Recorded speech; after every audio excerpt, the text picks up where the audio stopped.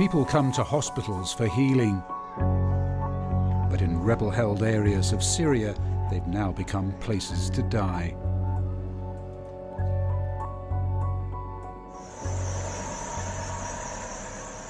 On Monday, the O'Day hospital in Sarakeb, southern Idlib, was bombed for the 4th time. On Tuesday, a bomb hit its medical warehouse too. 5 people are reported to have died, and all medical services have now been abandoned. Bereft of anywhere to treat them, Sarakeb's injured now have to be taken many miles north to the city of Idlib for treatment. But when they get to the central hospital, doctors there struggle to deal with the growing number of new arrivals, many of whom have injuries they're unable to treat, and patients are moved on yet again. Since we cannot cope with most of the injuries that we have admitted to the hospital, we do indeed transfer them to the northern medical point. And what makes things a lot worse is that the fighter jet actually target ambulances and any cars suspected as belonging to the civil defense. It is barbaric. The medical crews should not be attacked.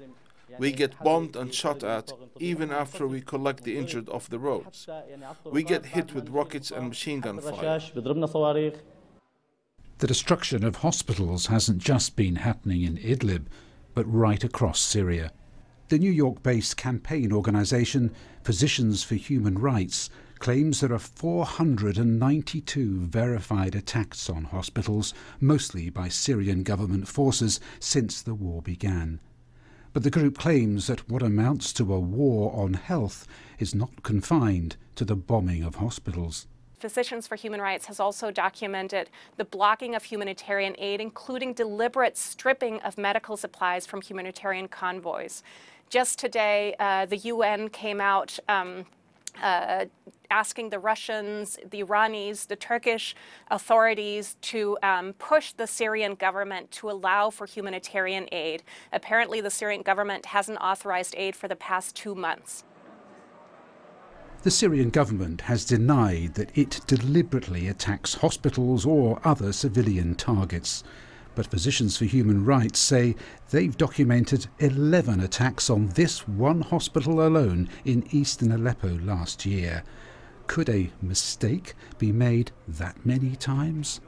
At this point, I think it's on them to prove that it's not deliberate. As we've documented attacks on healthcare facilities that are in remote areas where they really could not have wanted to hit anything else. As we've documented double tap attacks where the same facilities being hit as first responders are there, as ambulances are leaving with patients, as we're documenting attacks on hospitals that have been built into caves in order to protect them.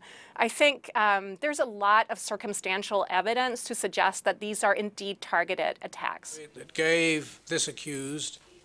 International lawyer Geoffrey Nice led the entire prosecution case against Slobodan Milosevic. He insists nearly all governments know the coordinates of their hospitals, which will in any case have their roofs clearly marked. This, combined with increasingly sophisticated arms, makes repeated mistakes very improbable.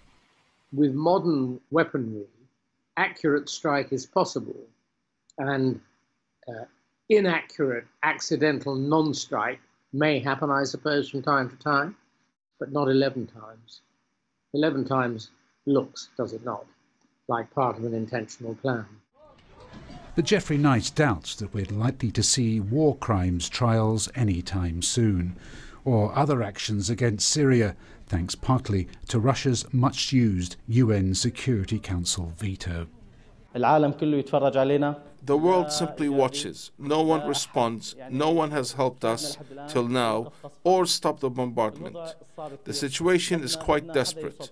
We need someone to hear our voice and to see what's happening here.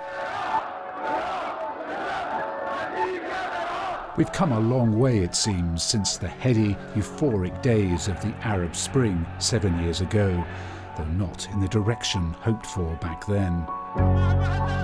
Civil war in Syria has evolved into a regional sectarian conflict and has now been spreading even wider, so making a solution ever more complicated and difficult to find.